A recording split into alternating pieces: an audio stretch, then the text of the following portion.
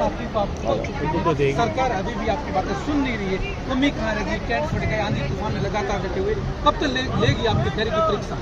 Sir यही हमें समझ में नहीं आ रहा कि संवेदनशील कहलाने वाली सरकार आज हमारी इस बातों की इतनी असंवेदनशील बनी हुई है कि हमारे टेंट फट रहे हैं, हमारे 5 साथी हमारे चले गए हैं। हमारे पहले 5 दिन हमारे साथी अनशन पे बैठे थे 11 लोग, उसके बाद महेश जी आए, हमें बोल के गए कि आप अनशन तोड़ो, 3 दिन में हम आपका निर्णय करवाएंगे, लेकिन उसके बावजूद भी हमने 7 दिन तक 10 दिन तक वेट किया, कोई नहीं आया हमें। उसके बाद हमने दोबारा से हमारे 15 साथी बैठे हुए हैं। आज ये हालत हो रही है, डेली कभी किसी को लेके जा रहे हैं हॉस्पिटल, कभी किसी को, लेकिन सरकार यहाँ पे आकर ना तो ये अनशन तोड़वा रही है, ना कुछ बोल रही है, ना कुछ निर्णय दे रही है कि कुछ तो कम से कम करके जाए कि हम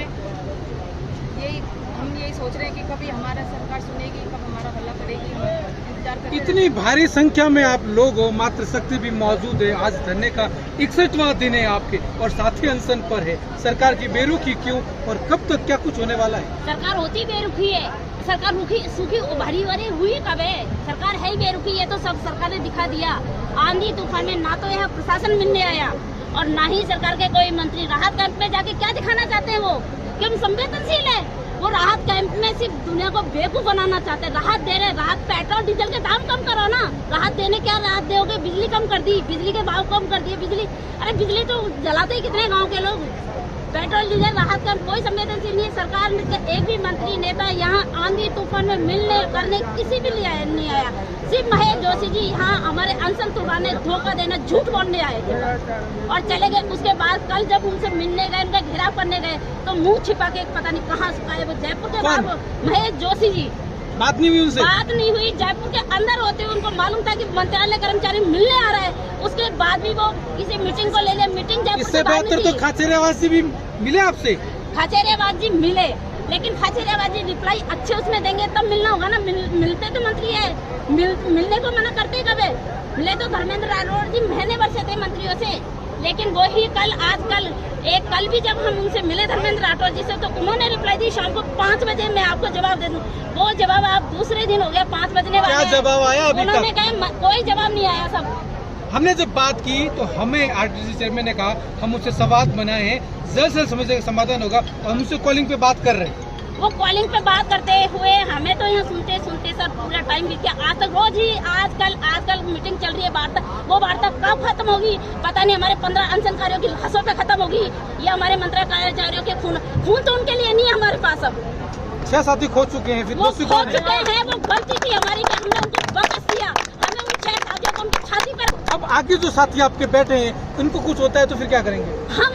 यदि इनमें से एक भी साथी को कुछ हो गया तो मंत्रियों को बता देंगे कि ये मंत्री होते क्या? ये 5 साल के कर्मचारी 60 साल के कर्मचारियों को खरीदना चाहते हैं क्या? कितनी राहत मिली है राहत कैंपों में? आप तो यहाँ पर हो, काम कौन कर रहा है फिर आपकी जगह?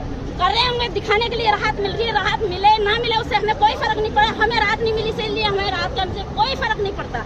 कम से कम मानवता के नाते अधिकारियों को, मंत्रियों को यहाँ आना चाहिए। टेंट लगे, आंधी तूफान में चल रहे, टेंट फट चुके, इतनी संवेदनशीलता क्यों है? क्या कारण है? चुनाव नजदीक है, उनको वोट भी चाहिए। राजनीति में मानवता होती ही नहीं है। मानवता होती तो आते ना। मानवता तो यहाँ दिखाते हैं। कम से कम 20,000 आदमी, हम रात को 5,000 आदमी मरने के लिए तैयार थे। यहाँ मानवता दिखाते, मानवता तो उन्होंने दिखाई नहीं है। मानवता तो उनके अंदर है ही नहीं। तो क्या माने मानवता शर्मसार हो चुकी है? मानवता तो हमारी तरफ से तो खत्म हो चुकी है, क्योंकि हमारे जिस आंधी में कोई मंत्री मिलने नहीं आया तो मानवता रही कहाँ है? इतनी भारी मानवता तो प्रशासन की भी खत्म हो चुकी है।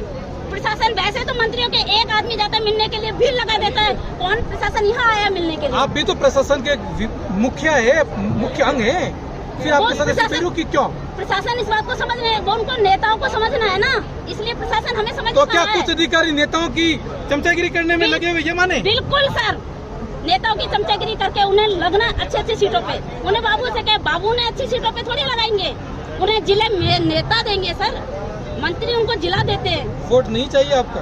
वोट उनको चाहिए नहीं चाहिए इसका डिसीजन कल तक होगा। कल पता चलेगा उन्हें हमारे वोट चाहिए या नहीं चाहिए। कल क्या कुछ करने वाले बता दीजिए। अब ये सर कल का वक्त ही हमारे आदेश पर डिपेंड करेंगे कि आदेश हमारे किस टाइम में आते हैं, वो हम अनाउंस कर देंगे कि उनको हमारे वोट चाहिए। तो कल हमें पॉजिटिव जवाब दे, नहीं तो हमारे वोट उनको नहीं चाहिए। कल का टाइम है उनके पास। सरकार के मंत्री आश्वासन दिया, आपका अनशन समाप्त करवाया, इतनी बेरुखी क्यों? कल आपसे मिले भी नहीं। असंवेदनशीलता की हद कर दी है सर। अब जो हमारे मंत्रालय कर्मचारियों का जो सब्र है, अब सब्र का बांध टूट चुका है सर। सरकार को समझना चाहिए कि यहाँ पे एक 15 आदमी आज 7 दिन से पूरे भूखे बैठे, उनसे उन्होंने हाल चाल तक क्या मतलब अनशन क्या तोड़ाने आएंगे, उनके आश्वासन सब झूठे है सरकार, बिल्कुल झूठी है सरकार। अब आक्रोश इतना बढ़ता जा रहा है कि सरकार और सब्र की परीक्षा ना ले। मंत्रालय कर्मचारी बहुत सब्र दिखा चुका है, अपना हर तरीके से दिखा चुका है, लेकिन अब आगे नहीं दिखाएगा। सरकार जो है ना बिल्कुल ये सारी कुचलते इस वर्ग को, लेकिन नहीं कुचलने लगेगा, नहीं कुचला जाएगा सरकार से? बिल्कुल नहीं कुचलेगा ये वर्ग। आचार संहिता लगेगी फिर क्या करेंगे? बैठे रहेंगे जब तक भी। नौकरी का डर नहीं? नहीं डर, कोई डर नहीं है। सरकार को समझना चाहिए कि यहाँ पे एक 15 आदमी आज 7 दिन से पूरे भूखे बैठे, उनसे उन्होंने हाल चाल तक क्या मतलब अनशन क्या तोड़ाने आएंगे, उनके आश्वासन सब झूठे है सरकार, बिल्कुल झूठी है सरकार। अब आक्रोश इतना बढ़ता जा रहा है कि सरकार और सब्र की परीक्षा ना ले। मंत्रालय कर्मचारी बहुत सब्र दिखा चुका है, अपना हर तरीके से दिखा चुका है, लेकिन अब आगे नहीं दिखाएगा। सरकार जो है ना बिल्कुल ये सारी कुचलते इस वर्ग को, लेकिन नहीं कुचलने लगेगा, नहीं कुचला जाएगा सरकार से? बिल्कुल नहीं कुचलेगा ये वर्ग। आचार संहिता लगेगी फिर क्या करेंगे? बैठे रहेंगे जब तक भी। नौकरी का डर नहीं? नहीं डर, कोई डर नहीं है। मंत्री से क्या कहते हैं कि आपकी मांगे तो जायज है? मांगे जायज है तो क्यों नहीं मान लेते जायज मांगे? समस्या कहाँ आ रही है फिर? ये तो आप उनसे पूछे ना सरकार को क्या है उनके पास, मीडिया पूछे उनसे क्या हमने है। आपसे वादा किया था, हमने आरटीडीसी चेयरमैन को सबके सामने सवाल पूछा, मीडिया के सामने, उन्होंने हमें ये कहा हम संपर्क बनाए हुए हैं, बहुत जल्द समस्या का समाधान करेंगे। वीडियो देखना आप। 60 दिन तक से हम यही रोज यही समाचार आ रहे हैं कि आज उनसे ये करिए, आज उसने आश्वासन किया, 2 दिन 4 दिन निकलते इतना टाइम हो गया सर। वो यहाँ पे किस कंडीशन में हम लोग बैठे हैं? जनता ही है, राजस्थान सरकार की जनता ही है, बाबू तो है लेकिन जनता भी है, उनके वोटर है, हम उनके वोट मांगने आते तब तो उनको नहीं दिखता। इस वोट में बार क्या करने वाले 2023 के चुनाव में? फिर आप बिल्कुल समर्थन नहीं करेंगे सरकार का। सरकार ने जितना परेशान किया है ना, उसका एक बदला लेंगे, एक चीज का बदला लिया जाएगा। बिल्कुल बदला लिया जाएगा, सरकार वापस रिपीट नहीं होगी। आखिरकार इतना बेरुखी का कारण क्या है, और आखिरकार जो मध्यस्थता बन रही है सरकार के बीच में वो कड़ी विफल क्यों हो रही है? कौन ऐसे लोग हैं जो बार बार मध्यस्थता करने के बीच में टांग अड़ा रहे हैं, उन कोशिशों को नाकाम कर रहे हैं कि वार्ता सफल ना हो? सर शायद मेरे हिसाब से सरकार के अधिकारियों ने ये कह रखा है कि आप इसी तरीके से इन्हें लटकाए रखिए और कुछ टाइम बाद बाबू अपने आप चला जाएगा, पर ऐसा नहीं होने वाला है। बाबू बिना आदेश के नहीं जाएगा, इस बार बाबू आदेश लेकर ही जाएगा। अब उसकी हमें क्या कीमत चुकानी पड़ती है वो देखना है। कीमत तो 5 साथी खो चुके हैं। 5 साथी ये कम नहीं होता है। सरकार के लिए वो कीमत बहुत कम है। सरकार को अंदाजा नहीं है कि हमने क्या खोया है। सरकार के लिए शायद 5 कर्मचारियों का कोई मोल ही नहीं था। कल क्या कुछ बड़ा होने वाला है? सर वो कल ही बताएंगे हम, हमारे प्रदेश नेतृत्व जो हमें बताएगा। पर आप इनकी बेरुखी देखिए, कल इन्होंने हमें पुलिस की गाड़ी में बैठा लिया सिविल लाइंस पर कि महेश जोशी जी इसी गाड़ी में आकर आपसे मिलेंगे। फिर और कब मिले? नहीं मिले वो, हमें ले जाकर विजयनगर थाने छोड़ दिया उन लोगों ने।